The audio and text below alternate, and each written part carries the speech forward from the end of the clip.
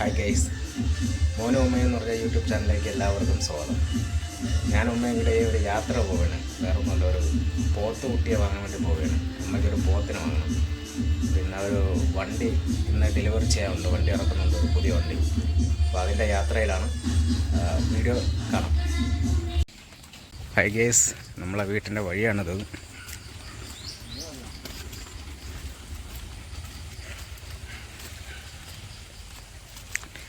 ഓട്ടോയിലാണ് പോകുന്നത്. ഓട്ടോയിൽ നമുക്ക് ഇവിടുന്ന് ചിറയൻകീഴാണ് ബസ് ഉള്ളത്. ചിറയൻകീഴാണ് നമ്മുടെ സ്ഥലം. ചിറയൻകീഴിൽ നിന്നൊരു 2 കിലോമീറ്റർ അകത്തോട്ടാണ്. അപ്പോൾ അതുകൊണ്ട് ഇവിടുന്ന് ചിറയൻകീഴ് ബസ് സ്റ്റാൻഡിലോട്ട് പോകാനാണെങ്കിൽ ഓട്ടോ വേണം. പിന്നെ പുതിയ വണ്ടി എടുക്കുകയാണ്.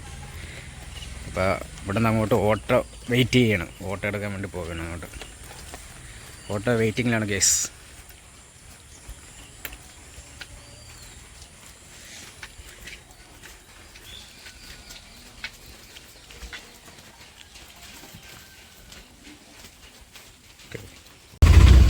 ഞാൻ ഓട്ടോയിൽ കയറി മുമ്പോട്ട് പോയിക്കൊണ്ടിരിക്കുകയാണ് കേട്ടോ.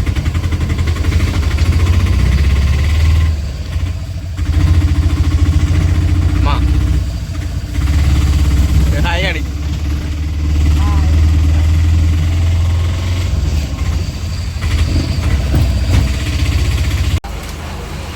നമ്മൾ ഓട്ടോയിൽ നിന്ന് ഇറങ്ങി ബസ്സിൽ കയറിയാണ്. ബസ് നമ്മളെ പ്രൈവറ്റ് ബസ് സ്റ്റാൻഡാണ് ചിറയൻകീഴ്.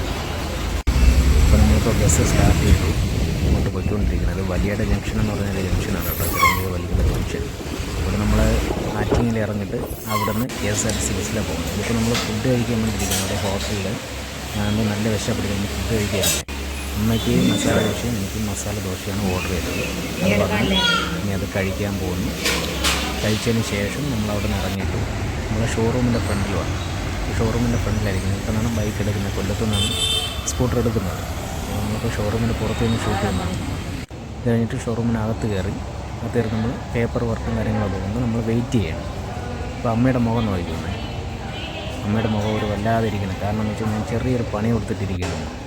വേറൊന്നുമല്ല, അമ്മയ്ക്ക് റെഡ് കളറാണ് ഇഷ്ടം. അപ്പം റെഡിന് വേണ്ടി വെയിറ്റ് ചെയ്തിരിക്കുകയായിരുന്നു. അപ്പോൾ ഇവിടെ വന്നപ്പോൾ ഞാൻ പറഞ്ഞ കളറൊന്ന് ചേഞ്ചായി, ഒരു ഗ്രേ കളറാണ് അമ്മയുടെ അടുത്ത് പറഞ്ഞത്. അപ്പോൾ അമ്മ ആകെപ്പാട് ടെൻഷനിച്ചിരിക്കുകയായിരുന്നു. അപ്പോഴാണ് റെഡ് വണ്ടി കൊണ്ട് വെച്ചത്. അതിനുശേഷം നമ്മൾ പോത്തിനെടുക്കാൻ വേണ്ടി വന്നു കേട്ടോ.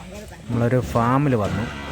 ഫാമിൽ ഇത് കൊട്ടാരക്കര വെളിയം എന്ന് പറയുന്ന സ്ഥലത്തുള്ള ഒരു ഫാമാണ്. അത്യാവശ്യം നല്ല പോത്ത് കുട്ടികളെ കൂടെ ഉണ്ട്. ഇന്നിപ്പോൾ രാവിലെ ഒരു ലോഡ് വന്നു. മാക്സിമം ഉള്ള പോത്തുകളൊക്കെ ആൾക്കാർ വാങ്ങിച്ചുകൊണ്ട് പോയി.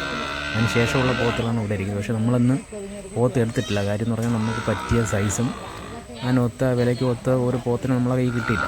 അപ്പോൾ അവർ നമ്മളെ നമ്പരൊക്കെ വാങ്ങിച്ചിട്ട് നാളെ വിളിച്ച് പറയാമെന്ന് പറഞ്ഞു. ഇനി അടുത്ത ലോഡ് വരുമ്പോഴത്തേക്ക് നമ്മൾ ആ റേറ്റിനും ആ സൈസിനും പറ്റിയ പോത്തുകൾ ഉണ്ടെങ്കിൽ അവരതനുസരിച്ച് നമ്മൾ വിളിച്ച് പറയും.